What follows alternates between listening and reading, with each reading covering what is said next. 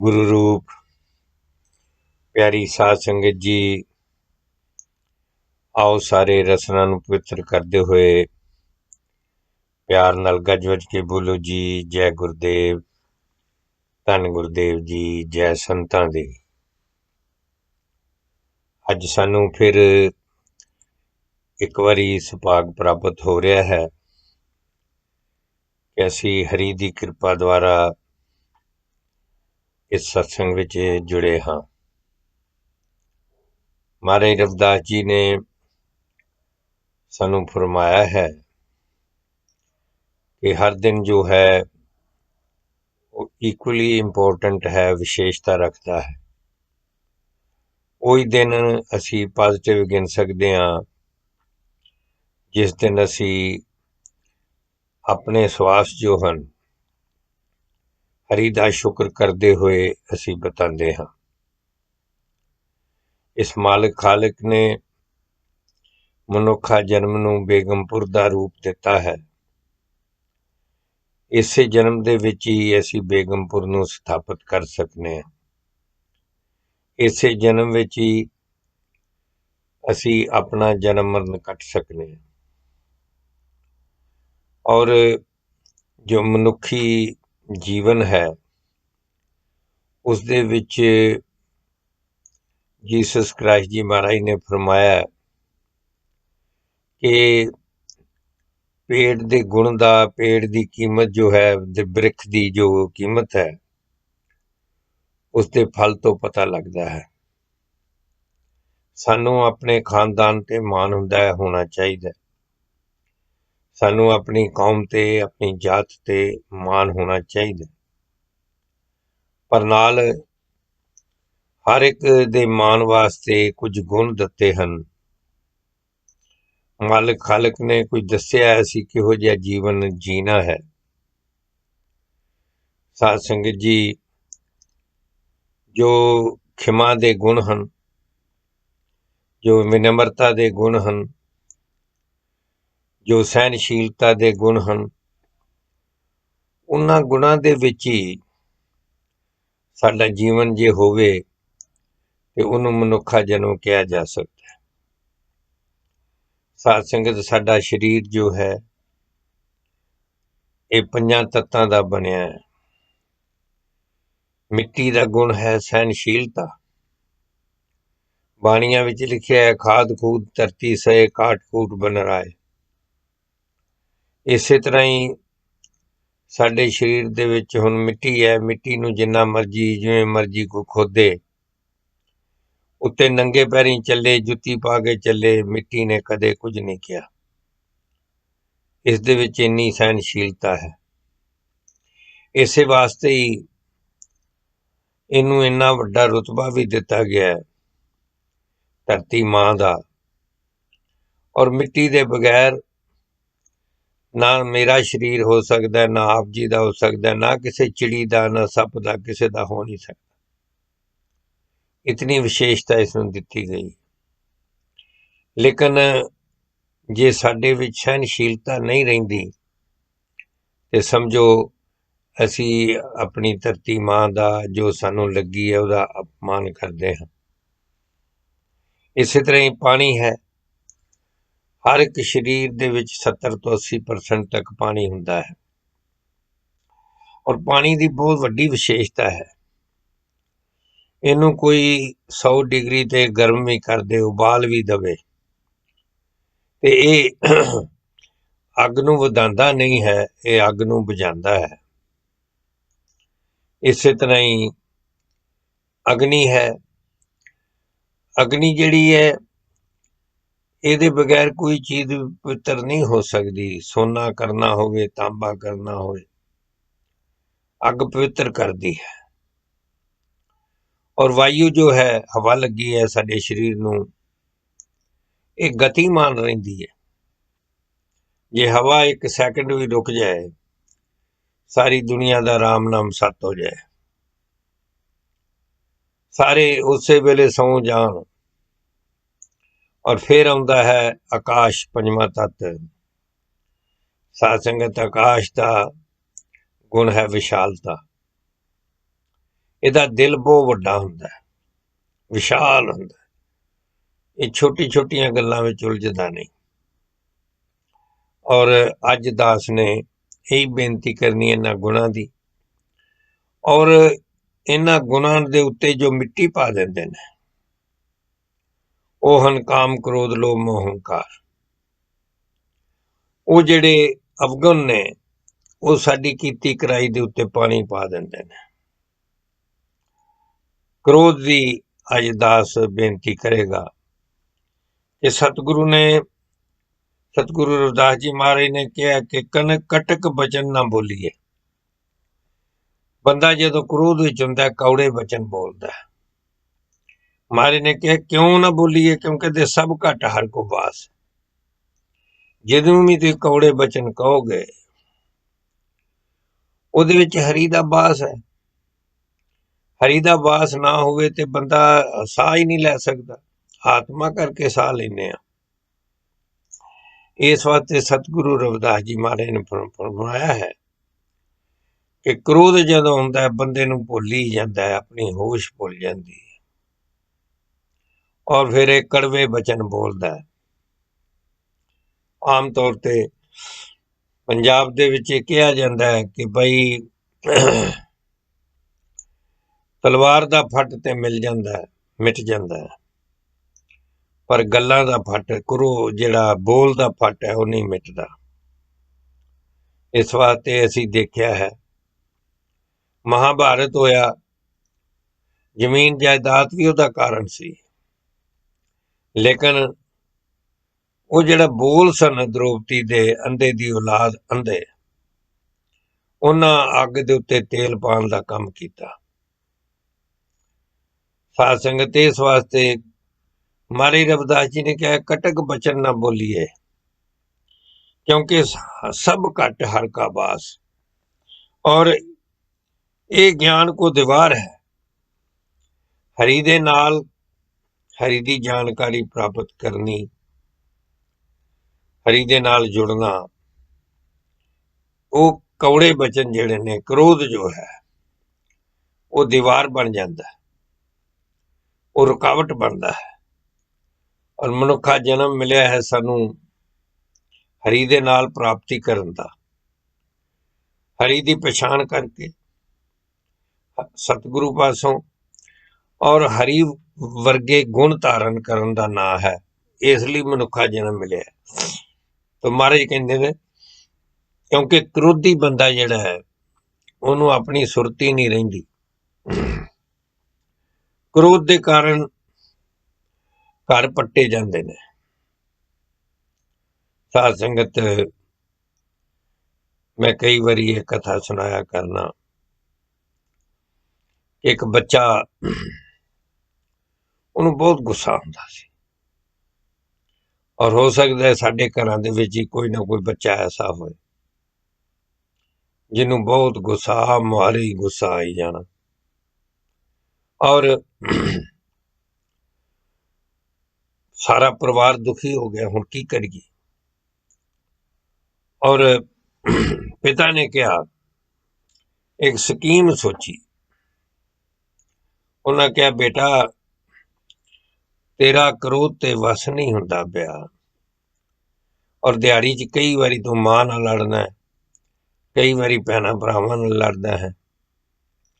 ਤੇਰਾ ਕ੍ਰੋਧ ਦੀ ਅੱਗ ਜਿਹੜੀ ਉਹ ਠੰਡੀ ਨਹੀਂ ਹੁੰਦੀ। ਔਰ ਪਿਓ ਨੇ ਕਿਹਾ ਇੰਝ ਕਰ ਮੇਰੇ ਵਾਸਤੇ। ਪੁੱਤਰ ਕਹੇ ਜੀ ਮੈਨੂੰ ਪਤਾ ਨਹੀਂ ਲੱਗਦਾ, ਮੇਰੇ ਵਸ ਨਹੀਂ ਹੈ, ਮੈਨੂੰ ਜਦੋਂ ਕ੍ਰੋਧ ਆਉਂਦਾ ਬਸ ਆ ਜਾਂਦਾ। ਤੇ ਪਿਤਾ ਨੇ ਕਿਹਾ ਇੰਝ ਕਰ, ਅੱਜ ਜਿਵੇਂ ਸਾਡੇ ਇੰਗਲੈਂਡ ਵਿੱਚ, ਇਟਲੀ, ਯੂਰਪ ਸਾਰੇ ਚ ਘਰਾਂ ਦੀਆਂ ਫੈਂਸਾਂ ਹੁੰਦੀਆਂ ਲੱਕੜ ਦੀਆਂ, ਜੋ ਨਾਲ ਦੇ ਘਰ ਦੇ, ਆਪਣੇ ਘਰ ਦੇ ਵਿੱਚ ਜੋ ਫੈਂਸ ਲੱਗੀ ਹੁੰਦੀ ਹੈ। ਪਿਤਾ ਨੇ ਕਿਹਾ ਮੇਰੇ ਲਈ ਇੰਨਾ ਕੰਮ ਕਰ, ਤੈਨੂੰ ਨਾ ਜਦੋਂ ਵੀ ਗੁੱਸਾ ਆਏ ਦਿਹਾੜੀ 'ਚ ਜਿੰਨੀ ਵਾਰੀ ਆਏ, ਤੂੰ ਇਹ ਹਥੌੜੀ ਆ ਤੇ ਇਹ ਮੇਖਾਂ ਪਈਆਂ, ਇੱਕ ਵਾਰੀ ਗੁੱਸਾ ਜਦੋਂ ਆਏ ਤੇ ਤੂੰ ਜਾ ਕੇ ਨਾ ਇੱਕ ਮੇਖ ਲਾ ਦੇਣੀ ਹੈ ਫੈਂਸ ਦੇ ਵਿੱਚ, ਇਹ ਕਰ ਲੈ ਤੂੰ। ਪੁੱਤਰ ਮੰਨ ਗਿਆ, ਕਹਿਣ ਲੱਗਾ ਅੱਛਾ ਚੰਗਾ ਪਾਪਾ ਜੀ, ਮੈਂ ਇਹ ਕਰ ਲਾਂਗਾ। ਔਰ ਉਹਨੂੰ ਜਿੰਨੀ ਵਾਰੀ ਵੀ ਕ੍ਰੋਧ ਆਏ ਦਿਹਾੜੀ ਦੇ ਵਿੱਚ ਉਨੀਆਂ ਹੀ ਮੇਖਾਂ ਲਾਇਆ ਕਰੇ। ਔਰ ਇਹ ਕੰਮ ਜਦੋਂ 1 ਮਹੀਨਾ ਚੱਲਦਾ ਗਿਆ, ਪਹਿਲੇ ਦਿਨ ਉਹਨੇ 8 ਮੇਖਾਂ ਲਾਈਆਂ। ਸੋਚਣ ਲੱਗ ਪਿਆ, 8 ਮੇਖਾਂ ਵੇਖ ਕੇ ਦੂਜੇ ਦਿਨ, ਅੱਛਾ ਬਹੁਤ ਗੁੱਸਾ ਆਇਆ ਮੈਨੂੰ ਕੱਲ, ਅੱਜ ਮੈਂ ਘੱਟ ਕਰਨਾ। ਫਿਰ ਉਹਨੇ ਦੂਜੇ ਦਿਨ ਕੋਸ਼ਿਸ਼ ਕੀਤੀ ਕਿ 8 ਵਾਰੀ ਨਾ ਆਏ। ਦੂਜੇ ਦਿਨ 7 ਵਾਰੀ ਗੁੱਸਾ ਆਇਆ, ਉਹਨੇ 7 ਮੇਖਾਂ ਲਾਤੀਆਂ। ਯਾਨੀ ਕਰਦਿਆਂ ਰੋਜ਼ ਮੇਖਾਂ ਲਾਉਂਦਿਆਂ ਉਹਨੂੰ ਆਪ ਹੀ ਸ਼ਰਮ ਆਉਣੀ ਸ਼ੁਰੂ ਹੋ ਗਈ। ਔਰ ਮਹਾਤਮਾ ਬੁੱਧ ਨੇ ਬਹੁਤ ਸੋਹਣਾ ਕਿਹਾ ਸੀ, ਕਹਿਣ ਲੱਗੇ ਜਿਹੜਾ ਕ੍ਰੋਧ ਹੈ ਇਹ ਜਦੋਂ ਸ਼ੁਰੂ ਹੁੰਦਾ ਹੈ ਤੇ ਖਤਮ ਇਹ ਹੁੰਦਾ ਸ਼ਰਮ ਨਾਲ। ਦੇਖ ਲਓ, ਜਦੋਂ ਵੀ ਬੰਦੇ ਨੂੰ ਉਹਨਾਂ ਬੜਾ ਸੋਹਣਾ ਕਿਹਾ ਕਿ ਕ੍ਰੋਧ ਜਿਹੜਾ ਹੈ ਇਹ ਸ਼ੁਰੂ ਹੁੰਦਾ ਹੈ ਤੇ ਫਿਰ ਖਤਮ ਹੁੰਦਾ ਸ਼ਰਮ ਦੇ ਨਾਲ। ਹਰ ਇੱਕ ਨੂੰ ਕਦੇ ਵੀ ਇਸ ਤਰ੍ਹਾਂ ਨਹੀਂ ਹੋਇਆ ਕਿ ਬੰਦੇ ਨੂੰ ਸ਼ਰਮ ਨਾ ਆਈ ਹੋਵੇ। ਜਿਹੜਾ ਆਪਣੇ ਖਿਆਲਾਂ ਦੇ ਵਿੱਚ ਹੈ ਥੋੜੀ ਬਹੁਤੀ ਸਮਝ ਰੱਖਦਾ, ਕਿਉਂਕਿ ਕ੍ਰੋਧ, ਜਿਵੇਂ ਮੈਂ ਕਿਹਾ ਕਰਨਾ ਕਿ ਭਾਈਓ ਜਿਹੜਾ ਪਿਆਰ ਹੈ, ਨਿਮਰਤਾ ਹੈ, ਉਹ ਤੁਸੀਂ 1 ਸਾਲ ਵੀ ਇਕੱਠੇ ਬੈਠੇ ਰਹੋ ਕਰੀ ਜਾਓ, ਪਿਆਰ ਦੀਆਂ ਗੱਲਾਂ ਨਹੀਂ ਮੁੱਕਣੀਆਂ। ਤੇ ਕ੍ਰੋਧ ਕਿਉਂਕਿ ਅੱਗ ਹੈ, ਇਸ ਵਾਸਤੇ 8-10 ਮਿੰਟ ਤੋਂ ਵੱਧ ਕ੍ਰੋਧ ਨਹੀਂ ਕਰ ਸਕਦਾ ਕੋਈ ਵੀ, ਜਿੰਨਾ ਮਰਜ਼ੀ ਸੂਰਮਾ ਕਿਉਂ ਨਾ ਹੋਏ। ਕਿੰਨਾ ਕਰ ਲੇਗਾ, ਕਿਉਂਕਿ ਬੰਦੇ ਨੂੰ ਜਲਾਉਂਦਾ ਹੈ। ਔਰ ਮਹਾਤਮਾ ਬੁੱਧ ਨੇ ਤੇ ਇੱਥੋਂ ਤੱਕ ਕਿਹਾ ਵੀ ਇਸ ਤਰ੍ਹਾਂ ਹੈ ਕ੍ਰੋਧ ਨੂੰ ਰੱਖਣਾ ਜਿਵੇਂ ਬਲਦਾ ਹੋਇਆ ਕੋਲਾ ਤੁਸੀਂ ਆਪਣੇ ਹੱਥ ਤੇ ਰੱਖਿਆ ਹੋਵੇ। ਜੈਨ ਧਰਮ ਦੇ ਵਿੱਚ ਇੱਕ ਹੋਰ ਕਥਾ ਹੁੰਦੀ ਹੈ ਕਿ ਇੱਕ ਬੰਦਾ ਬਹੁਤ ਕ੍ਰੋਧੀ ਹੋ ਕੇ ਕਿਸੇ ਦੇ ਮਗਰ ਭੱਜਾ, ਔਰ ਉਹ ਅੱਗੇ ਤੇ ਜਿਹੜਾ ਕ੍ਰੋਧੀ ਸੀ ਉਹ ਪਿੱਛੇ। ਰਸਤੇ ਵਿੱਚ ਇੱਕ ਲੁਹਾਰ ਦੀ ਦੁਕਾਨ ਆਈ, ਔਰ ਉਹ ਲੋਹਾ ਬਿਲਕੁਲ ਪਿਘਲਿਆ ਪਿਆ ਸੀ, ਪਾਣੀ ਬਣਿਆ ਪਿਆ ਸੀ। ਉਹਨੇ ਕੋਈ ਕਿਸੇ ਸਾਂਚੇ 'ਚ ਪਾਉਣਾ ਹੀ ਸੀ।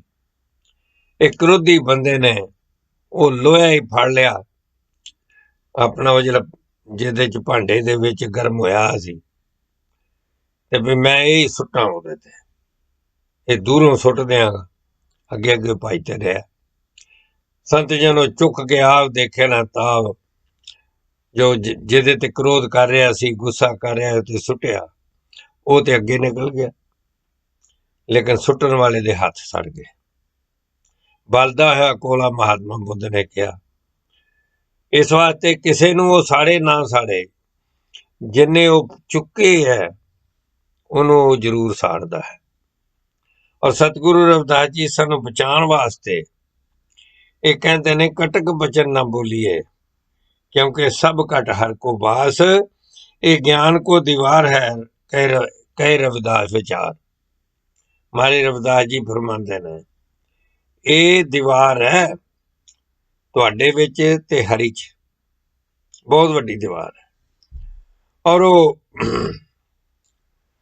प्यो ने कहा भी तू उन्नियां मेखां जिन्नी वारी दिहाड़ी च तैनूं क्रोध आए, वो करदियां साध संगत महीने विच एक करदियां घटदे एक ते आ गया, फिर अखीर ते एक बारी भी नहीं आया क्रोध ना। फिर मेख लाई ते प्यो नूं कहंदा पिता जी लो जी, मैं हुण अज मैनूं बिल्कुल गुस्सा नहीं आया, अज मैं किसे ते क्रोध नहीं कीता।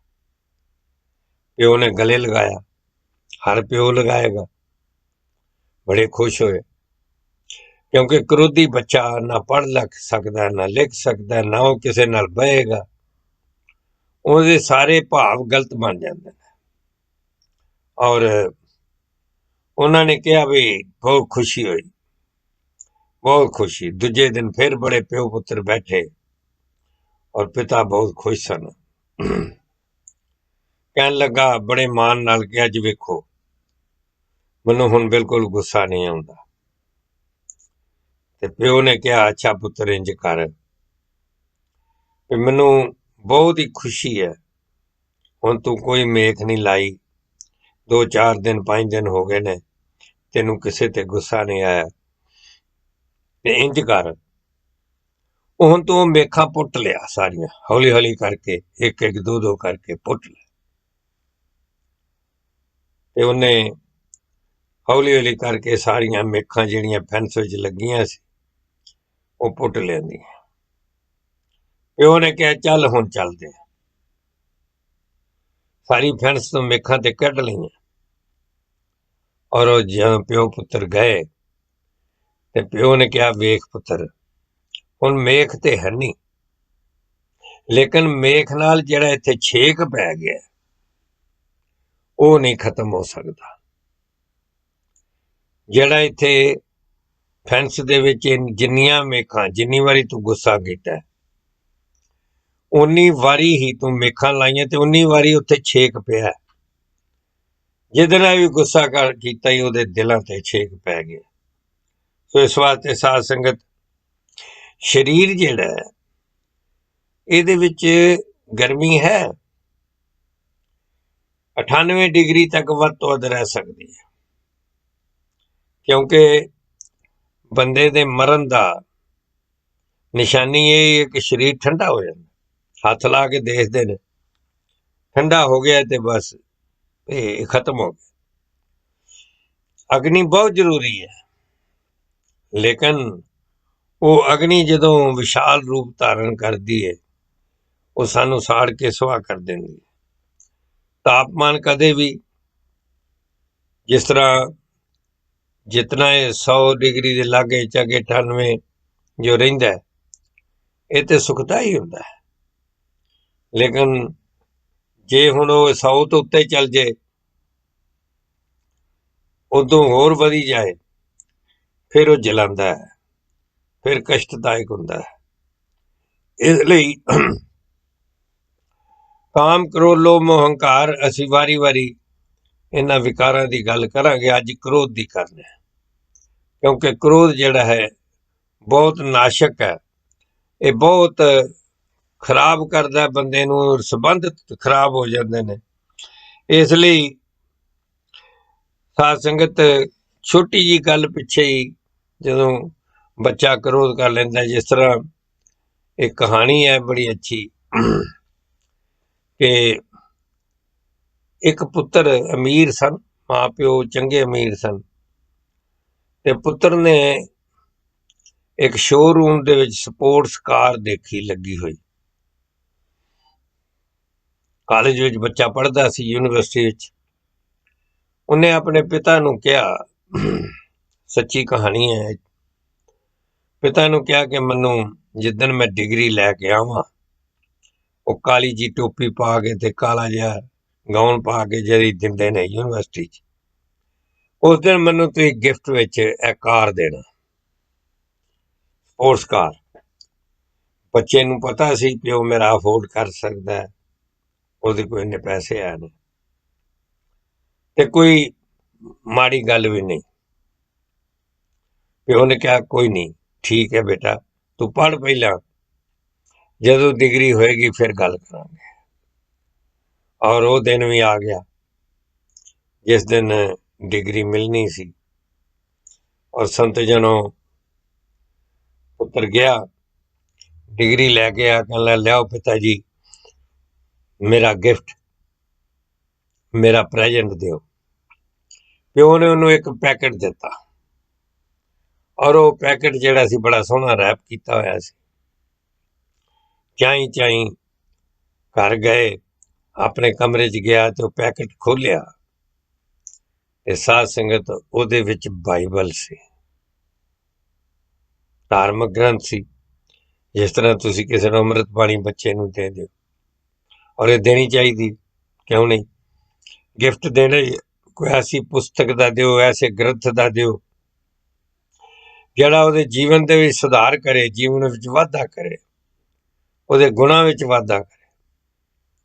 ਔਰ ਸਾਧ ਸੰਗਤ ਜਿਵੇਂ ਬਾਈਬਲ ਵੇਖੀ, ਕ੍ਰੋਧ ਆ ਗਿਆ। ਤੇ ਕ੍ਰੋਧ ਕਹਿੰਦੇ ਨੇ, ਕ੍ਰੋਧ ਜਿਹੜਾ ਹੁੰਦਾ ਹੈ ਇਹ ਜਮਦੂਤ ਹੁੰਦਾ। ਇਹ ਸੁਰਤ ਮਾਰ ਦਿੰਦਾ ਬੰਦੇ ਦੀ। ਚੰਗਾ ਭਲਾ ਪਿਓ ਦੇ ਨਾਲ, ਮਾਂ ਪਿਓ ਦੀ ਜਿੰਨਾ ਇਤਨੀ ਘੱਲ ਨਾ ਘਾਲ ਕੇ ਯੂਨੀਵਰਸਿਟੀ ਕਰਾਈ, ਪੜ੍ਹਾਇਆ, ਸਾਧ ਸੰਗਤ ਉਸ ਵੇਲੇ ਨੂੰ ਕ੍ਰੋਧ ਆ ਗਿਆ। ਉਹ ਰੱਖਿਆ ਉੱਥੇ ਉਹ ਜਿਹੜਾ ਪੈਕਟ ਸੀ ਤੇ ਚਲਾ ਗਿਆ। ਕ੍ਰੋਧ ਵਿੱਚ ਘਰ ਛੱਡ ਕੇ ਚਲਾ ਗਿਆ ਔਰ ਜਾ ਕੇ ਨੌਕਰੀ ਕਰ ਲਈ, ਵਿਆਹ ਕਰ ਲਿਆ, ਬਾਲ ਬੱਚਾ ਹੋ ਗਿਆ, ਠੀਕ, ਨੌਕਰੀ ਅੱਛੀ ਸੀ, ਖਾਂਦਾ ਪੀਂਦਾ ਸੀ। ਫਿਰ ਇੱਕ ਦਿਨ ਉਸਨੂੰ ਟੈਲੀਫੋਨ ਆਇਆ ਕਿ ਤੇਰੇ ਡੈਡੀ ਦੀ ਡੈਥ ਹੋ ਗਈ ਹੈ, ਮ੍ਰਿਤੂ ਹੋ ਗਈ ਆ, ਤੇ ਆ ਕੇ ਹੁਣ ਜਿਹੜੀ ਅੰਤਮ ਰਸਮਾਂ ਨੇ ਉਹ ਕਰ ਲੈ। ਸਾਧ ਸੰਗਤ ਤੋਂ ਗਿਆ, ਅੰਤਮ ਸੰਸਕਾਰ ਕੀਤਾ ਕਰਕੇ, ਤੇ ਇਕੱਲਾ ਹੀ ਪੁੱਤਰ ਸੀ, ਸਾਰੀ ਜਾਇਦਾਦ ਦਾ ਮਾਲਕ ਤੇ ਸੀਗਾ ਹੀ, ਤੇ ਘਰ ਚਲਾ ਗਿਆ। ਆਪਣੇ ਬਾਪ ਦਾ ਘਰ ਹੁਣ ਤੇ ਉਹਦਾ ਹੀ ਸੀ। ਔਰ ਸਾਰੇ ਕਾਗਜ਼ ਵਗੈਰਾ ਫੋਲਦਿਆਂ ਅਖੀਰ ਉਹ ਆਪਣੇ ਬੈਡਰੂਮ 'ਚ ਗਿਆ, ਜਿੱਥੇ ਕਿ ਉਹ ਬਾਈਬਲ ਛੱਡ ਗਿਆ ਸੀ, ਉਹ ਗਿਫਟ ਛੱਡ ਗਿਆ ਸੀ। ਸਾਧ ਸੰਗਤ ਉਸ ਵੇਲੇ ਫਿਰ, ਕਿਉਂਕਿ ਹੁਣ ਪਿਓ ਤੇ ਹੈ ਨਹੀਂ, ਉਹਨੇ ਗਿਫਟ ਨੂੰ ਖੋਲਿਆ, ਖੋਲ ਕੇ ਤੇ ਫਿਰ ਜਦੋਂ ਉਹਦੇ ਜਾਰ ਵਰਕੇ ਫੋਲੇ, ਉਹਦੇ ਵਿੱਚੋਂ ਚਾਬੀ ਮਿਲੀ। ਔਰ ਚਾਬੀ ਉਸੇ ਕਾਰ ਦੀ ਸੀ ਜਿਹੜੀ ਉਹਨੇ ਮੰਗੀ ਸੀ। ਅਬ ਪਛਤਾਏ ਕਿਆ ਹੋਤ ਜਬ ਚਿੜੀਆਂ ਚੁਗ ਗਈ ਖੇਤ। ਹੁਣ ਕੁਝ ਨਹੀਂ ਸੀ ਕਰ ਸਕਦਾ, ਪਿਓ ਜਾ ਚੁੱਕਾ। ਔਰ ਉਹਨੇ ਤੇ ਉਸੇ ਦਿਨ ਜਿੱਥੇ ਉਹਨੂੰ ਧਾਰਮਿਕ ਗ੍ਰੰਥ ਦਿੱਤਾ, ਬਾਈਬਲ ਦਿੱਤੀ, ਉੱਥੇ ਚਾਬੀ ਵੀ ਦਿੱਤੀ ਸੀ। ਤੇ ਜੇ ਕ੍ਰੋਧ ਨਾ ਕਰਦਾ, ਪਿਓ ਦੇ ਨਾਲ ਹੁੰਦਾ, ਪਿਓ ਦਾ ਪਿਆਰ ਲੈਂਦਾ, ਉਹਦੇ ਬੱਚੇ ਪਿਆਰ ਲੈਂਦੇ, ਹੁਣ ਉਹ ਸਾਰਾ ਕੁਝ ਮਿਸ ਕਰਦਾ ਸੀ ਪਿਆ ਇੱਕ ਕ੍ਰੋਧ ਕਾਰਨ। ਇਸ ਲਈ ਸਾਧ ਸੰਗਤ ਦਾਸ ਬੱਚਿਆਂ ਨੂੰ ਬੇਨਤੀ ਕਰੇਗਾ ਕਿ ਜਦੋਂ ਬਜ਼ੁਰਗ ਕੋਈ ਗੱਲ ਕਰਦੇ ਨੇ, ਕ੍ਰੋਧ ਤੇ ਬਜ਼ੁਰਗਾਂ ਲਈ ਵੀ ਬਹੁਤ ਮਾੜਾ, ਕਿ ਹਰ ਇੱਕ ਵਾਸਤੇ ਮਾੜਾ ਹੈ। ਇਹ ਨਹੀਂ ਕਿ ਬਜ਼ੁਰਗਾਂ ਨੂੰ ਖੋਲ੍ਹਿਆ ਕਰ ਲੈਣ ਤੇ ਬੱਚਿਆਂ ਨੂੰ ਨਹੀਂ, ਸਭ ਵਾਸਤੇ। ਅੱਗ ਜਿਹੜੀ ਹੈ, ਮੈਨੂੰ ਯਾਦ ਹੈ ਜਦੋਂ ਅਸੀਂ ਇੰਗਲੈਂਡ 'ਚ ਪਹਿਲਾਂ ਆਏ ਤੇ ਕੋਲੇ ਬਾਲੀ ਦੇ ਸਨ, ਕੋਲਿਆਂ ਨਾਲ ਘਰ ਨੂੰ ਗਰਮ ਕਰੀਦਾ ਸੀ, ਸੈਂਟਰਲ ਹੀਟਿੰਗ ਨਹੀਂ ਸੀ, ਅਸੀਂ ਸਾਰੇ ਏਡੇ ਕਿਹੜੇ ਅਮੀਰ ਸਾਂ। ਔਰ ਬੱਚੇ ਹੁੰਦੇ ਸੀ ਛੋਟੇ, ਤੇ ਕੋਲਿਆਂ ਦੀ ਅੰਗੀਠੀ ਜਿਹੜੀ ਹੁੰਦੀ ਸੀ, ਜਿੱਥੇ ਫਿਰ ਬਾਅਦ 'ਚ ਅਸੀਂ ਗੈਸ ਵਾਲੀਆਂ ਲਵਾਏ ਗਰਮ ਕਰਨ ਵਾਲੇ ਹੀਟਰ, ਉਹਨਾਂ ਦੇ ਅੱਗੇ ਗਾਰਡ ਲਗਾਉਂਦੇ ਸਾਂ। ਇੱਕ ਪਿੰਜਰਾ ਜਿਹਾ ਬਣਿਆ ਹੁੰਦਾ ਸੀ ਤਾਰਾਂ ਦਾ, ਉਹ ਲਾਉਂਦੇ ਸਾਂ। ਕਿਉਂਕਿ ਬੱਚਾ ਕਿਤੇ ਆਪਣਾ ਹੱਥ ਉਹ ਅੱਗ ਵਿੱਚ ਨਾ ਪਾ ਦੇ। ਇਸੇ ਤਰ੍ਹਾਂ ਹੀ ਇਹ ਕ੍ਰੋਧ ਦੀ ਅੱਗ ਵਿੱਚ ਸਾਡਾ ਹੱਥ ਨਾ ਪੈ ਜਾਏ। ਮਹਾਂਪੁਰਸ਼ਾਂ ਨੇ ਸਾਡੇ ਵਾਸਤੇ ਬਹੁਤ ਕੁਝ ਗ੍ਰੰਥਾਂ ਦੇ ਵਿੱਚ ਲਿਖਿਆ ਹੈ। ਕ੍ਰੋਧ ਦੇ ਬਾਰੇ ਆਦਮੀ ਨੂੰ ਇੰਨਾ ਪਤਾ ਹੈ ਕਿ ਉਸ ਲਈ ਦਿਮਾਗੀ ਸੰਤੁਲਨ ਜਿਹੜਾ ਦਿਮਾਗ ਦਾ ਬੈਲੈਂਸ ਹੈ, ਉਹ ਬੰਦੇ ਦਾ ਖਤਮ ਹੋ ਜਾਂਦਾ। ਹੁਣ ਸਮਝ ਹੀ ਨਹੀਂ ਆਉਂਦੀ ਇੱਥੋਂ ਤੱਕ ਕਿ ਮਰਿਆਦਾ ਜਿਹੜੀ ਬਜ਼ੁਰਗਾਂ ਦੇ ਪ੍ਰਤੀ ਹੁੰਦੀ ਹੈ, ਉਹ ਵੀ ਭੁੱਲ ਜਾਂਦਾ ਹੈ।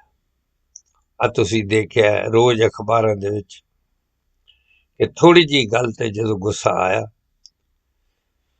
ਤੇ ਲੋਕੀ ਗੋਲੀਆਂ ਤੱਕ ਚਲਾ ਦਿੰਦੇ ਨੇ। ਆ ਪਿਛਲੇ 1-2 ਸਾਲਾਂ ਵਿੱਚ ਕਿੰਨਾ ਵਿਅਰਥ, ਕਈ ਜਾਨਾਂ ਗਈਆਂ ਨੇ ਕ੍ਰੋਧ ਦੇ ਕਾਰਨ। ਇਸ ਵਾਸਤੇ ਆਪ ਜੋ ਸਤਿਗੁਰੂ ਦੀ ਕਿਰਪਾ ਦੁਆਰਾ ਕਾਂਸ਼ੀ ਟੀਵੀ ਦੇ ਜਿੰਨੇ ਵੀ ਦਰਸ਼ਕ ਨੇ, ਸਾਡੇ ਭੈਣ ਭਰਾ, ਬੱਚੇ, ਅਸੀਂ ਸਾਰਿਆਂ ਵਾਸਤੇ ਇਹ ਅਰਦਾਸ ਕਰਦੇ ਹਾਂ ਕਿ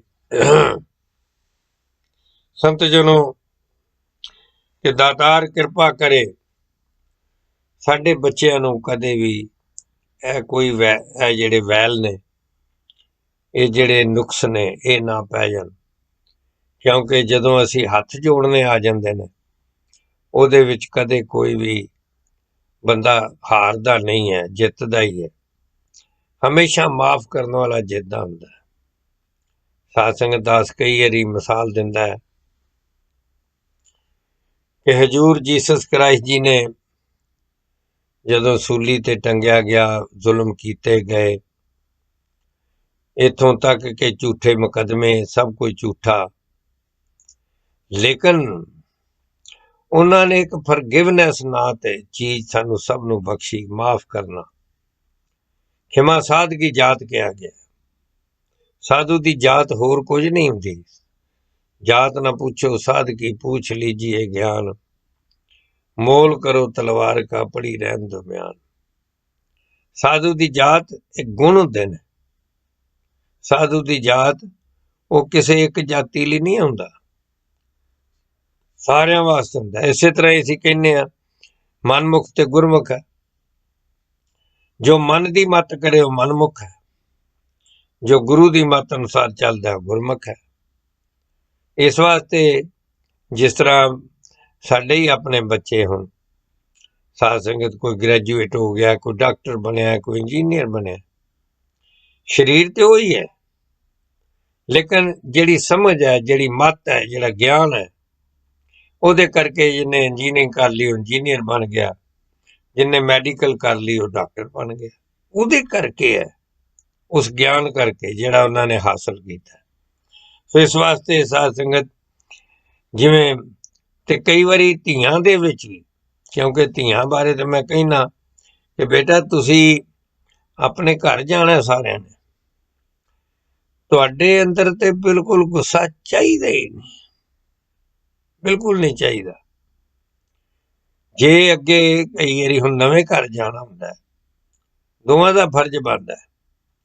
ਜਿਸ ਤਰ੍ਹਾਂ ਇੱਕ ਲੜਕੀ ਸੀ ਤੇ ਉਹ ਮਾਂ ਨਾਲ ਨਾਰਾਜ਼ ਹੋ ਗਈ, ਨਾਰਾਜ਼ ਹੋ ਕੇ ਤੇ ਗੁੱਸੇ ਨਾਲ ਘਰੋਂ ਚਲੀ ਗਈ। ਕਿੰਨਾ ਚਿਰ ਪਾਰਕ 'ਚ ਬਹਿੰਦੀ, ਕਿੰਨਾ ਚਿਰ ਹੋਰ ਇੱਧਰ ਉੱਧਰ ਧੱਕੇ ਖਾਂਦੀ। ਅਖੀਰ ਉਹਨੂੰ ਸਾਧ ਸੰਗਤ ਜੀ ਭੁੱਖ ਲੱਗੀ, ਔਰ ਜਿਉਂ ਭੁੱਖੀ ਸੀ, ਭੁੱਖੀ ਪਾਣੀ ਤੁਰੀ ਜਾਏ। ਹੁਣ ਸ਼ਰਮ ਦੇ ਮਾਰੇ ਮਾਂ ਨਾਲ ਲੜ ਕੇ ਆਈ ਸੀ, ਘਰ ਜਾਏ ਨਾ, ਕਿਉਂਕਿ ਮੈਂ ਜਿਵੇਂ ਕਿਹਾ ਕਿ ਸ਼ੁਰੂ ਹੁੰਦਾ ਨਾ ਕ੍ਰੋਧ, ਫਿਰ ਸ਼ਰਮ ਤੇ ਖਤਮ ਹੁੰਦਾ। ਔਰ ਉਹ ਸਾਧ ਸੰਗਤ ਜਿਉਂ ਹੀ ਉਹ ਆਪਣਾ ਘਰੋਂ ਚਲੀ ਗਈ ਤੇ ਭੁੱਖ ਲੱਗੀ, ਤੇ ਰਸਤੇ 'ਚ ਇੱਕ ਦੁਕਾਨ ਸੀ ਜਿਹੜਾ ਕਿ ਨੂਡਲ ਵੇਚਦਾ ਸੀ। ਭੁੱਖ ਲੱਗੀ, ਜੇਬ 'ਚ ਪੈਸਾ ਕੋਈ ਨਹੀਂ, ਦੁਕਾਨ ਦੇ ਅੱਗੇ ਖੜੀ ਤੇ ਝਾਕੀ ਜਾਏ। ਦੁਕਾਨਦਾਰ ਜਿਵੇਂ ਇੱਥੇ ਦੇ ਹੈ ਹੀ ਨੇ, ਤੁਹਾਨੂੰ ਪਤਾ ਯੂਰਪ ਦੇ, ਉਹਨੇ ਵੇਖਿਆ ਇਹ ਬੱਚੀ ਦੇਰ ਦੀ ਖੜੀ ਹੈ, ਤੇ ਜਦੋਂ ਉਹਨੂੰ ਥੋੜੀ ਜਿਹੀ ਵੇਲ ਲੱਗੀ, ਗਾਹਕਾਂ ਤੋਂ ਆਇਆ, ਉਹਨੇ ਆ ਕੇ ਕਿਹਾ, ਬੇਟਾ ਆਰ ਯੂ ਹੰਗਰੀ? ਉਹਨੇ ਕਿਹਾ ਹਾਂ। ਕਹਿਣ ਲੱਗੇ, ਉਹਨੇ ਕਿਹਾ wood you like bowl of noodles?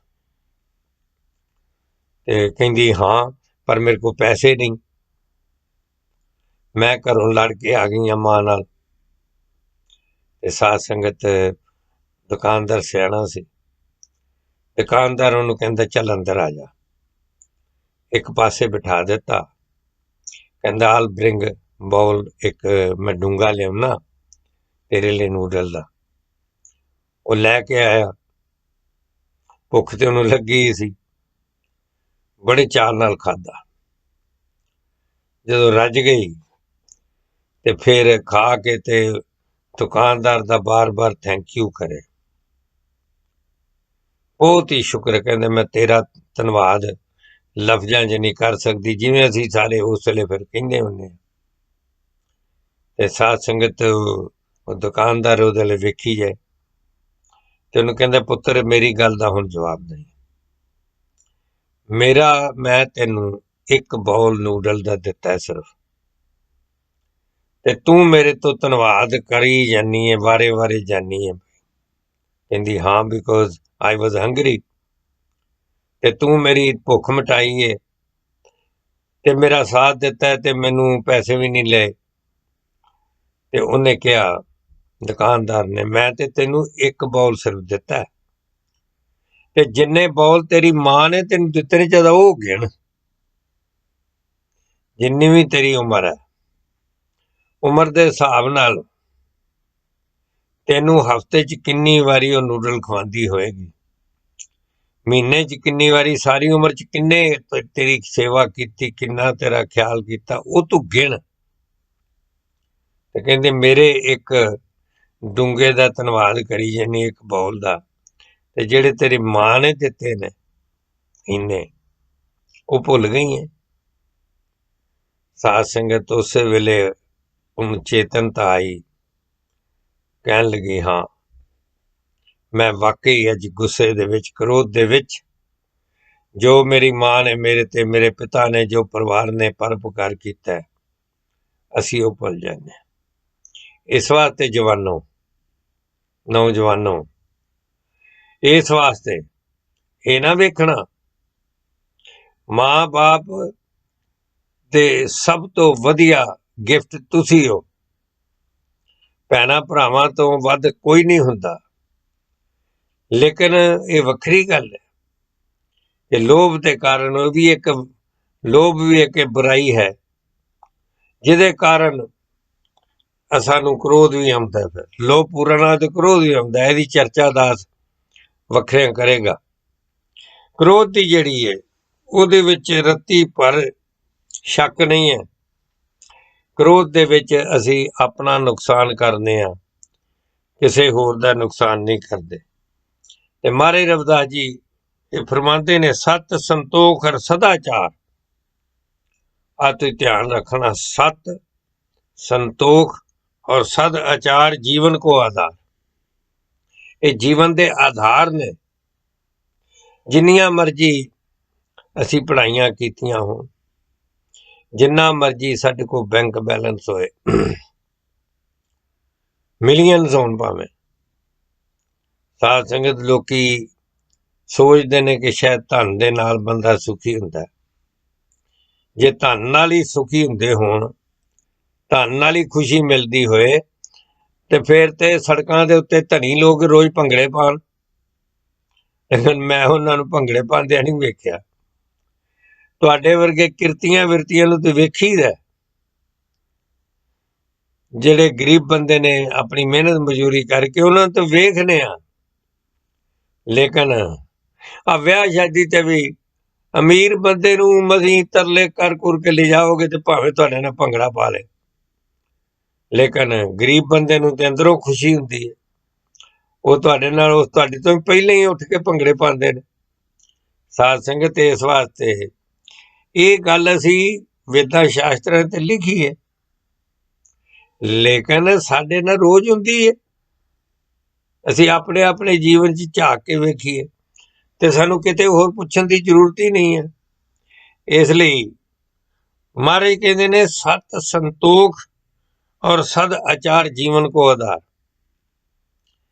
ਜੀਵਨ ਦਾ ਆਧਾਰ ਜਿਨ੍ਹਾਂ ਨੇ ਸਤ ਯਾਨੀ ਹਰੀ, ਸੰਤੋਖ ਕੰਟੈਂਟਮੈਂਟ ਨੂੰ ਕਹਿੰਦੇ ਨੇ, ਵੀ ਜੋ ਮੇਰੇ ਸੱਚੇ ਪਾਤਸ਼ਾਹ ਨੇ ਦਿੱਤਾ ਹੈ, ਜੋ ਮਾਲਕ ਨੇ ਮੈਨੂੰ ਬਖਸ਼ਿਆ, ਉਹਦੇ ਹੀ ਸੰਤੋਖ ਕਰਨਾ, ਉਹਦੇ ਵਿੱਚ ਸੰਤੋਖ ਕਰਨਾ। ਕਈ ਵਾਰੀ ਦੂਰ ਦੇ ਢੋਲ ਸਾਹਮਣੇ ਹੁੰਦੇ ਨੇ। ਸਾਧ ਸੰਗਤ ਮੈਨੂੰ ਇੱਕ ਇੱਥੋਂ ਦੀ ਕਹਾਣੀ ਯਾਦ ਹੈ, ਕਿਉਂਕਿ ਰੋਜ਼ ਲੋਕ ਤੇ ਮਿਲਦੇ ਨੇ, ਕਹਾਣੀਆਂ ਸੁਣਾਉਂਦੇ ਰਹਿੰਦੇ ਆਪਣੀਆਂ। ਇੱਕ ਪਤੀ ਪਤਨੀ ਬੜੇ ਸੁਖੀ, ਬੜੇ ਵਧੀਆ, ਔਰ ਗੱਡੀ ਦੋਵਾਂ ਕੋ ਇੱਕ ਸੀ। ਤੇ ਲੜਕੀ ਜਿਹੜੀ ਸੀ ਉਹਦਾ ਕੰਮ ਘੰਟਾ ਪਹਿਲਾਂ ਸ਼ੁਰੂ ਹੁੰਦਾ ਸੀ, ਪਤਨੀ ਦਾ, ਪਤੀ ਦਾ ਘੰਟਾ ਬਾਅਦ ਹੁੰਦਾ ਸੀ। ਤੇ ਪਤੀ ਨੇ ਉਹਨੂੰ ਪਹਿਲਾਂ ਕੰਮ ਤੋਂ ਛੱਡਣਾ, 1 ਘੰਟਾ ਪਹਿਲਾਂ ਘਰੋਂ ਤੁਰ ਪੈਣਾ। ਹਾਲਾਂਕਿ ਜੇ ਬੰਦਾ ਸੋਚੇ ਵੀ ਆਰਾਮ ਨਾਲ ਤੇ ਮੈਂ ਘੰਟਾ ਬਾਅਦ ਜਾਵਾਂ, ਪਰ ਨਹੀਂ, ਪਤਨੀ ਨੂੰ ਉੱਥੇ ਛੱਡਣ ਆਇਆ ਕਰੇ, ਕੰਮ ਤੇ ਛੱਡ ਕੇ ਆ ਫਿਰ ਕਿਤੇ ਬਹਿ ਕੇ ਕੌਫੀ ਕੂਫੀ ਪੀ ਲੈਣੀ, ਘੰਟਾ ਪਾਰ ਕਰ ਲੈਣਾ, ਫਿਰ ਉਹਨੇ ਆਪਣੇ ਟਾਈਮ ਤੇ ਕੰਮ ਤੇ ਜਾਣਾ। ਤੇ ਸ਼ਾਮ ਨੂੰ ਜੋ ਛੁੱਟੀ ਹੁੰਦੀ ਸੀ ਉਸ ਵੇਲੇ ਪਤਨੀ ਨੂੰ ਪਹਿਲਾਂ ਹੋ ਜਾਂਦੀ ਸੀ, ਤੇ ਫਿਰ ਪਤਨੀ ਦਾ ਜਿੱਥੇ ਕੰਮ ਸੀ ਵਾਈਫ ਦਾ, ਉੱਥੋਂ ਹਸਬੈਂਡ ਦਾ ਜਿਹੜਾ ਸੀ ਉਹ 3 ਮੀਲ ਸੀ, ਤੇ ਪਤਨੀ ਉੱਥੋਂ ਤੁਰ ਕੇ ਆ ਜਾਇਆ ਕਰੇ 3 ਮੀਲ ਪਤੀ ਦਾ, ਤਾਂ ਕਿ ਛੁੱਟੀ ਤੋਂ ਪਹਿਲਾਂ ਉੱਥੇ ਪਹੁੰਚ ਜਾਏ। ਤੇ ਗੱਡੀ ਦੀ ਚਾਬੀ ਉਹਦੇ ਕੋਲ ਵੀ ਹੁੰਦੀ ਸੀ, ਉਹਨੇ ਗੱਡੀ 'ਚ ਬਹਿ ਜਾਣਾ, ਕਿਤਾਬ ਤੋਂ ਪੜ੍ਹਦੇ ਰਹਿਣਾ।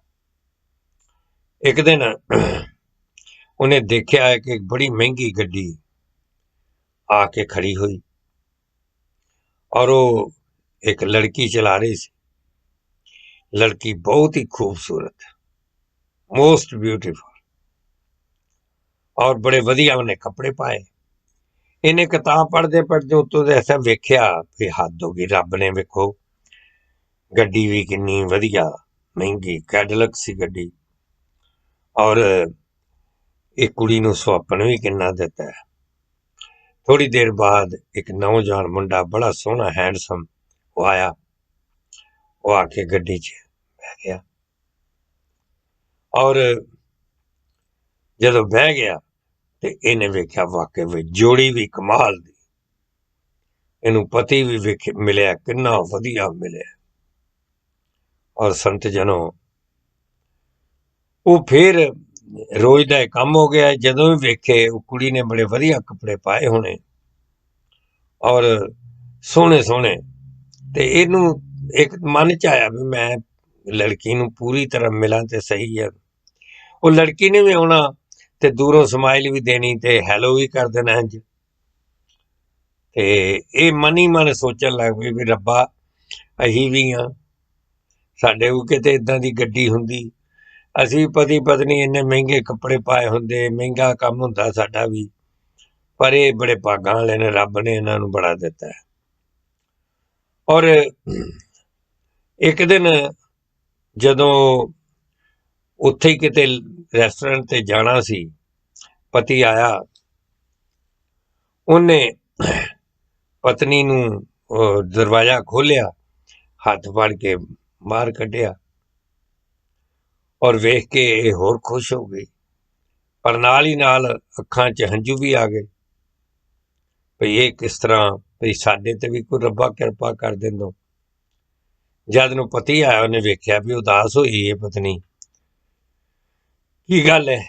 ਉਹਨੇ ਕਿਹਾ ਵੀ ਇਸ ਤਰ੍ਹਾਂ ਇਹ ਲੜਕੀ ਜਿਹੜੀ ਹੈ, ਤੇ ਮੈਂ ਵੇਖਣਾ ਵੀ ਰੱਬ ਨੇ, ਵੇਖਦੀ ਹਾਂ ਰੱਬ ਨੇ ਇਹਨਾਂ ਤੇ ਕਿੰਨੀ ਮਿਹਰ ਕੀਤੀ ਹੈ, ਕਿੰਨੀ ਕਿਰਪਾ ਕੀਤੀ ਹੈ।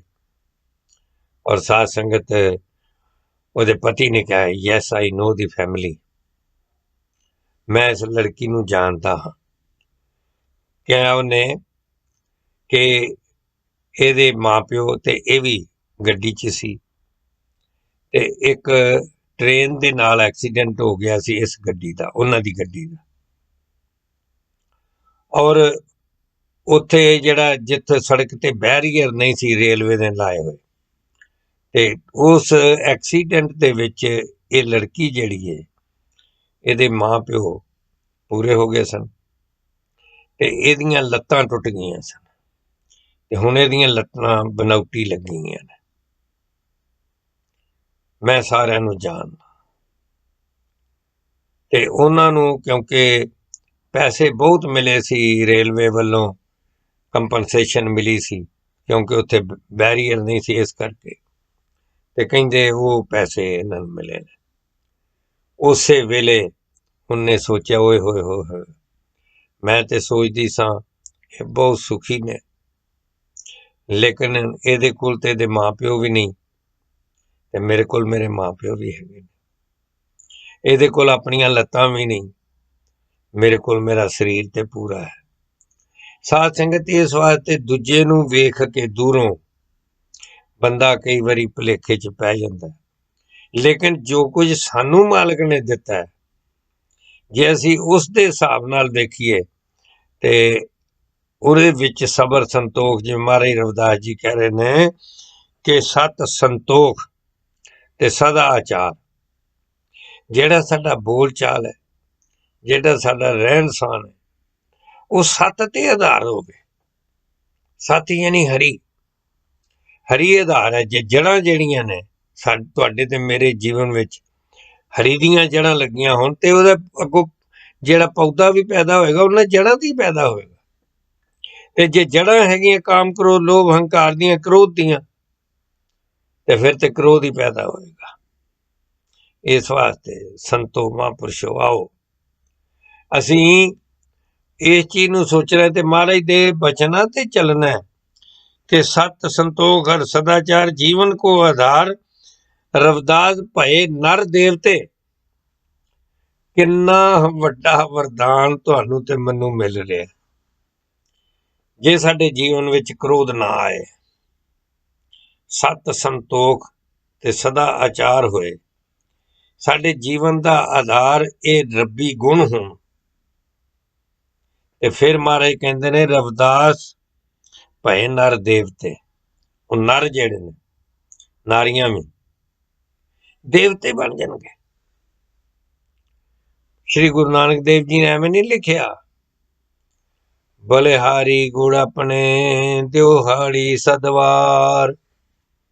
ਜਿਸ ਮਾਨਸ ਤੇ ਦੇਵਤੇ ਕੀਏ ਕਰਤ ਨ ਲਾਗੀ ਬਾਰ।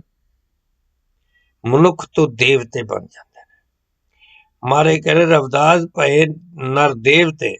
ਉਹ ਦੇਵਤੇ ਬਣ ਜਾਂਦੇ ਨੇ ਜਿਨ ਤਿਆਗੇ ਪੰਜ ਵਿਕਾਰ। ਜਿਸ ਨੇ ਇਹ ਪੰਜ ਵਿਕਾਰ ਜਿਹੜੇ ਨੇ ਤਿਆਗ ਦਿੱਤੇ ਨੇ, ਉਹ ਫਿਰ ਦੇਵਤਾ ਬਣ ਜਾਂਦਾ ਹੈ। ਨਰ ਨਹੀਂ ਰਹਿੰਦਾ, ਨਰ ਤੋਂ ਨਾਰਾਇਣ ਬਣ ਜਾਂਦਾ। ਇਸ ਲਈ ਸੰਤ ਜਨੋ ਦਾਸ ਆਪ ਸਾਰਿਆਂ ਵਾਸਤੇ ਅਰਦਾਸ ਕਰਦੇ। ਦੇਖਿਆ ਘਰ ਘਰ ਦੇ ਵਿੱਚ ਕ੍ਰੋਧੀ ਬੰਦਾ ਜਿਹੜਾ ਹੈ, ਉਹ ਕ੍ਰੋਧ ਆਉਂਦਾ ਕਿਵੇਂ ਹੈ? ਉਹ ਮੈਂ ਕਿਆ ਕਰਨਾ, ਤਿੰਨ ਕੁਆਰੀਆਂ ਕੁੜੀਆਂ ਕ੍ਰੋਧ ਆਉਣ ਦੀ ਕਾਰਨ ਬਣਦੀਆਂ। ਉਹ ਕਿਹੜੀਆਂ ਨੇ? Miss understanding. ਕੁਆਰੀਆਂ ਮੈਂ ਤਾਂ ਕਿਹਾ ਮਿਸ ਲਿਖਿਆ, miss understanding, miss interpretation. Miss understanding ਹੁੰਦੀ, ਗਲਤ ਫਹਿਮੀ ਹੋ ਜਾਣੀ, ਮਤਲਬ ਕੋਈ ਹੁੰਦਾ ਨਹੀਂ, ਤੇ ਐਵੇਂ ਗਲਤ ਮਨ ਦੇ ਵਿੱਚ ਧਾਰਨਾ ਲੈ ਲੈਣੀ, ਗਲਤ ਫਹਿਮੀ ਹੋ ਜਾਣੀ। ਮਿਸ ਕਹਿੰਦੇ ਤਿੰਨੇ ਮਿਸ ਨੇ, ਮੈਂ ਦੱਸਣ ਲੱਗਾ ਤੁਹਾਨੂੰ। ਮਿਸ ਅੰਡਰਸਟੈਂਡਿੰਗ ਤੇ ਮਿਸ ਇੰਟਰਪ੍ਰੇਟਿੰਗ, ਕਿਸੇ ਦੀ ਗੱਲ ਦਾ ਗਲਤ ਅਰਥ ਕੱਢ ਲੈਣਾ। ਇੰਟਰਪ੍ਰੀਟੇਸ਼ਨ ਹੀ ਗਲਤ ਕੱਢ ਲੈਣੀ, ਉਹਦਾ ਮਤਲਬ ਵੀ ਗਲਤ ਕੱਢ ਲੈਣਾ। ਸਾਧ ਸੰਗਤ ਉਹਦੇ ਨਾਲ ਹੁੰਦਾ। ਅਗਲੇ ਦਾ ਭਾਵੇਂ ਮਤਲਬ ਹੋਏ ਨਾ ਹੋਏ, ਅਸੀਂ ਆਪਣੇ ਹਿਸਾਬ ਨਾਲ ਮਤਲਬ ਉਹਦਾ ਕੱਢ ਲੈਣੇ ਗਲਤ। ਔਰ ਤੀਜੀ ਮਿਸ ਹੈ ਮਿਸ ਰੈਪ੍ਰਜ਼ੈਂਟੇਸ਼ਨ, ਪ੍ਰਤੀਨਿਧਤਾ ਵੀ ਗਲਤ ਕਰਨੀ। ਇਹ ਤਿੰਨ ਮਿਸ ਜਿਹੜੀਆਂ ਨੇ, ਮਿਸ ਅੰਡਰਸਟੈਂਡਿੰਗ, ਮਿਸ ਇੰਟਰਪ੍ਰੀਟੇਸ਼ਨ ਤੇ ਮਿਸ ਰੈਪ੍ਰਜ਼ੈਂਟੇਸ਼ਨ, ਇਹ ਜਿਹੜੀਆਂ ਕ੍ਰੋਧ ਦਾ ਕਾਰਨ ਹਮੇਸ਼ਾ ਬਣਦੀਆਂ ਨੇ। ਇਸ ਵਾਸਤੇ ਜਦੋਂ ਕੋਈ ਗੱਲ ਕਰਦਾ ਤੇ ਉਹਦੇ ਨਾਲ ਪਹਿਲਾਂ ਚੰਗੀ ਤਰ੍ਹਾਂ ਸਮਝ ਲੈਣਾ ਚਾਹੀਦਾ ਕਿ ਇਹਦਾ ਭਾਵ ਵੀ ਇਹ ਹੈ ਕਿ ਨਹੀਂ। ਕਈ ਵਾਰੀ ਇੰਝ ਹੁੰਦਾ ਹੈ ਕਿ ਬੜੇ ਚੰਗੇ ਚੰਗੇ ਸ਼ਬਦ ਲੋਕੀ ਵਰਤਦੇ ਨੇ, ਬੜਾ ਚੋਪੜਦੇ ਨੇ, ਲੇਕਿਨ ਅੰਦਰ ਉਹ ਭਾਵ ਨਹੀਂ ਹੁੰਦਾ। ਅੰਦਰ ਧੋਖਾਧੜੀ ਹੁੰਦੀ ਹੈ, ਅੰਦਰ ਵੈਰ ਹੁੰਦਾ, ਵਿਰੋਧ ਹੁੰਦਾ, ਨੀਵਾਂ ਕਰਨ ਦੇ ਭਾਵਨਾ ਹੁੰਦੀ ਹੈ, ਤੇ ਉਹ ਅਸੀਂ ਕਈ ਵਾਰੀ ਲੈ ਕੇ ਬਹਿ ਜਾਂਦੇ ਹਾਂ। ਉਹਨੂੰ ਕਹਿੰਦੇ ਨੇ, ਉਹ ਫਿਰ ਮਿਸ ਅੰਡਰਸਟੈਂਡਿੰਗ ਹੈ। ਅਸੀਂ ਕਿਸੇ ਦੀ ਗੱਲ ਨੂੰ ਗਲਤ ਸਮਝ ਲਿਆ, ਔਰ ਦੂਜੀ ਮਿਸ ਇੰਟਰਪ੍ਰੀਟੇਸ਼ਨ, ਅਸੀਂ ਉਹਦਾ ਅਰਥ ਗਲਤ ਕੱਢ ਲਿਆ, ਇਹ ਹੈ। ਔਰ ਫਿਰ ਮਿਸ ਰੈਪ੍ਰਜ਼ੈਂਟੇਸ਼ਨ, ਉਹ ਜਿਹੜੀਆਂ ਨੇ ਦੁੱਖ ਦਾ ਕਾਰਨ ਬਣਦੀਆਂ ਹਨ। ਸੋ ਦਾਸ ਇਹੀ ਅਰਦਾਸ ਕਰਦਾ ਹੈ ਕਿ ਕ੍ਰੋਧ ਇੱਕ ਜਮਦੂਤ ਹੈ। ਮਹਾਤਮਾ ਬੁੱਧ ਦੇ ਕੋਲ ਇੱਕ ਜਰਨਲ ਆਇਆ, ਤੇ ਜਰਨਲ ਆ ਕੇ ਕਿਰਪਾਨ ਉਹਦੇ ਲਾਈ ਸੀ, ਬੰਦੂਕ ਬੰਦਾਕ ਵੀ ਕੋਲ ਸੀ, ਤੇ ਆ ਕੇ ਪੁੱਛਦਾ, ਉਹਦੇ ਕਿਰਪਾਨਾਂ ਹੀ ਹੁੰਦੀਆਂ ਸੀ, महात्मा बोझे नूं कहंदा बाबा जी मैनूं दसो स्वर्ग ते नरक की हुंदा है। ध्यान नाल सुनना। कहंदे दसो मैनूं स्वर्ग ते नरक की हुंदा है। महाराज बैठे सी चौंकी मार के ते उहदे लैन च वेख के ना उत्ते नूं ਉਹ ਕਹਿੰਦੇ ਆਪਣਾ ਮੂੰਹ ਵੇਖਿਆ ਹੀ ਕਦੇ? ਆਪਣਾ ਮੂੰਹ ਵੇਖਿਆ ਹੀ? ਤੂੰ ਹੈ ਕੌਣ ਹੈ?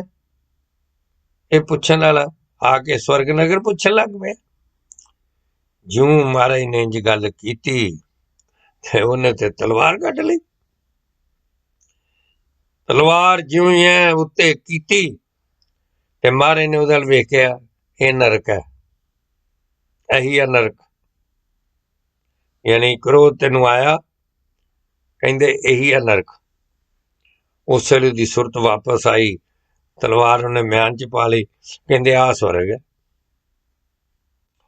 ਕ੍ਰੋਧ ਕਰਨਾ ਨਰਕ ਹੈ ਤੇ ਸੰਤੋਖ ਕਰਨਾ, ਵਿਨਮਰ ਹੋ ਜਾਣਾ, ਠੰਡੇ ਹੋਣਾ, ਕਹਿੰਦੇ ਇਹੀ ਸਵਰਗ ਹੈ। ਸੋ ਇਸ ਵਾਸਤੇ ਗੁਰਮੁਖੋ ਪਿਆਰਿਓ, ਆਓ ਇਹ ਮਿਸਾਲਾਂ ਜਿੰਨੀਆਂ ਵੀ ਨੇ ਇਹ ਸਾਨੂੰ ਪ੍ਰੇਰਨਾ ਦਿੰਦੀਆਂ ਨੇ ਕਿ ਅਸੀਂ ਜੀਵਨ ਦੇ ਵਿੱਚ ਕੋਸ਼ਿਸ਼ ਕਰਨੀ ਹੈ ਕ੍ਰੋਧ ਨਾ ਆਏ। ਔਰ ਜਿਸ ਤਰ੍ਹਾਂ ਉਹ ਬੱਚੇ ਦੀ ਕਥਾ ਸੁਣਾਈ ਤੁਹਾਨੂੰ, ਜਦੋਂ ਵੀ ਆਏ, ਜੇ ਤੁਸੀਂ ਆਪ ਆਪਣੇ ਪਰਿਵਾਰ ਦਾ ਮੈਂਬਰ ਕੋ ਕਵੇ ਜਾਂ ਨਾ ਕਵੇ, ਇਹ ਮਨ 'ਚ ਬਿਠਾ ਲਓ ਕਿ ਕ੍ਰੋਧ ਮਾੜੀ ਚੀਜ਼ ਹੈ, ਚੰਗੀ ਨਹੀਂ। ਗੁੱਸਾ ਕਰਨਾ ਮਾੜਾ ਹੈ, ਚੰਗਾ ਨਹੀਂ ਹੈ। ਤੇ ਫਿਰ ਕਿਤੇ ਉਹਦਾ ਹਿਸਾਬ ਰੱਖੋ। ਤੁਸੀਂ ਫੈਂਸ ਵਿੱਚ ਮੇਖਾਂ ਨਾ ਮਾਰੋ, ਪਰ ਕਿਤੇ ਹਿਸਾਬ ਰੱਖੋ ਵੀ ਮੈਨੂੰ ਇਸ ਮਹੀਨੇ 'ਚ ਇੰਨੀ ਵਾਰੀ ਗੁੱਸਾ ਆਇਆ ਜਾਂ ਇਸ ਹਫ਼ਤੇ 'ਚ ਇੰਨੀ ਵਾਰੀ ਗੁੱਸਾ ਆਇਆ। ਤੇ ਫਿਰ ਕਿਸੇ ਨੂੰ ਵੀ ਪਤਾ ਦੱਸਣ ਦੀ ਲੋੜ ਨਹੀਂ। ਆਪਣੇ ਮਨ ਵਿੱਚ ਪੱਕਾ ਨਿਯਮ ਬਣਾਓ ਕਿ ਮੈਂ ਅਗਲੀ ਵਾਰੀ ਘੱਟ ਕਰਨਾ ਹੈ। ਸੰਤ ਜਨੋ 2020 ਚਲਾ ਗਿਆ, ਹੁਣ ਅਸੀਂ 2021 ਦੇ ਵਿੱਚ ਹਾਂ ਤੇ ਮਹਾਰਾਜ ਜੀ ਦਾ ਜਨਮ ਦਿਨ ਵੀ ਫਰਵਰੀ ਦੇ ਮਹੀਨੇ 'ਚ ਮਨਾਉਣਾ ਹੈ।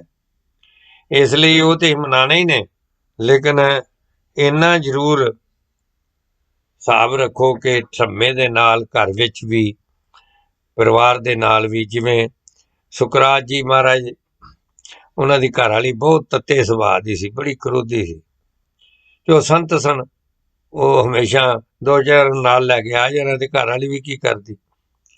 ਇੱਕ ਦਿਨ ਉਹਨੂੰ ਬਹੁਤ ਹੀ ਗੁੱਸਾ ਆਇਆ, ਨਾਲ ਕੁਝ ਉਹਨਾਂ ਦੇ ਸ਼ਰਧਾਲੂ ਸਨ, ਸੁਕਰਾਤ ਜੀ ਦੇ ਚੇਲੇ ਸਨ। ਇੰਨਾ ਗੁੱਸਾ ਆਇਆ ਕਿ ਆਪਣੇ ਕੂੜਾਦਾਨ ਲੈ ਕੇ ਨਾ ਤੇ ਕੂੜਾ ਉਹਨਾਂ ਦੇ ਸੁੱਟ ਦਿੱਤਾ। ਤੇ ਜਿਉਂ ਸੁੱਟਿਆ ਤੇ ਜਿਹੜੇ ਨਾਲ ਸ਼ਰਧਾਲੂ ਸਨ ਉਹਨਾਂ ਤੇ ਬਹੁਤ ਗੁੱਸਾ ਆਇਆ। ਉਹ ਲੱਗੇ ਬਾਹਾਂ ਕੁੰਜਣ, ਇਹ ਚੁੜੇਲ ਹੈ, ਇਹ ਮੈੜੀ ਔਰਤ ਹੈ, ਇਹ ਹੈ ਉਹ, ਜਿਉਂ ਕਹਿਣ ਲੱਗੇ। ਤੇ ਮਹਾਰਾਜ ਰਵਿਦਾਸ ਕਹਿੰਦੇ ਚੁੱਪ ਰਵੋ, ਇਹਨੇ ਤੇ ਕਹਾਵਤ ਹੀ ਗਲਤ ਕਰ ਦਿੱਤੀ ਹੈ। ਲੋਕ ਐਵੇਂ ਕਹਿੰਦੇ ਨੇ, ਜੋ ਗਰਜਤੇ ਹੈ ਉਹ ਬਰਸਤੇ ਨਹੀਂ। ਜਿਹੜੇ ਗੱਜਦੇ ਨੇ ਵਰਦੇ ਨਹੀਂ ਕਹਿੰਦੇ। ਲੋਕ ਤੇ ਐਵੇਂ ਕਹਿੰਦੇ, ਇਹਨੇ ਤੇ ਉਹ ਉਦਾਹਰਨ ਹੀ ਗਲਤ ਕਰ ਦਿੱਤੀ ਹੈ। ਕਹਿੰਦੇ ਗਰਜੀ ਵੀ ਹੈ ਤੇ ਬਰਸੀ ਵੀ ਹੈ। ਇਸ ਵਾਸਤੇ ਸੰਤ ਜਨੋ, ਆਓ ਆਪ ਜੈਸੇ ਗੁਰਮੁਖ ਪਿਆਰੇ ਸਤਸੰਗ ਕਰਨ ਵਾਲੇ, ਅਸੀਂ ਬਹੁਤਾ ਜੇ ਨਹੀਂ ਕਰ ਸਕਦੇ, ਅਸੀਂ ਇਹਨਾਂ ਤੇ ਜ਼ਰੂਰ ਕਰੀਏ ਕਿ ਅਸੀਂ ਘਰ ਵਿੱਚ ਕਦੇ ਕ੍ਰੋਧ ਨਹੀਂ ਕਰਨਾ, ਘਰ ਦਾ ਵਾਤਾਵਰਨ ਅਸੀਂ ਖਰਾਬ ਨਹੀਂ ਕਰਨਾ। ਕਿਉਂਕਿ ਬਜ਼ੁਰਗਾਂ ਨੂੰ ਵੇਖ ਕੇ, ਮਾਤਾ ਪਿਤਾ ਨੂੰ ਵੇਖ ਕੇ ਬੱਚੇ ਸਿੱਖਦੇ ਨੇ। ਜਿਸ ਤਰ੍ਹਾਂ ਕੈਨੇਡਾ ਦੀ ਇੱਕ ਸਹੀ ਕਥਾ ਹੈ ਕਿ ਦੋ ਭਰਾ ਸਨ, ਪਿਓ ਬਹੁਤ ਸ਼ਰਾਬ ਪੀਂਦਾ ਸੀ ਤੇ ਗੁੱਸੇ ਵਾਲਾ ਵੀ ਬੜਾ ਸੀ, ਮਾਰ ਕੁਟਾਈ ਘਰ ਚ ਆਉਣੀ। ਕੈਨੇਡਾ ਦੀ ਸੱਚੀ ਕਥਾ। ਤੇ ਉਹ ਦੋਵਾਂ ਭਰਾਵਾਂ ਚੋਂ ਇੱਕ ਤੇ ਉਦਾਂ ਹੀ ਕਰੋਧੀ ਹੋ ਗਿਆ, ਉਸੇ ਤਰ੍ਹਾਂ ਹੀ ਸ਼ਰਾਬ ਪੀਏ, ਤੇ ਦੂਜਾ ਜਿਹੜਾ ਸੀ ਉਹ ਡਾਕਟਰ ਬਣ ਗਿਆ। ਤੇ ਸਾਧ ਸੰਗਤ ਫਿਰ ਇੱਕ ਵਾਰੀ ਪੱਤਰ ਪੜ੍ਹਿਆ, ਅਖਬਾਰ 'ਚ ਛਪੀ ਸੀ।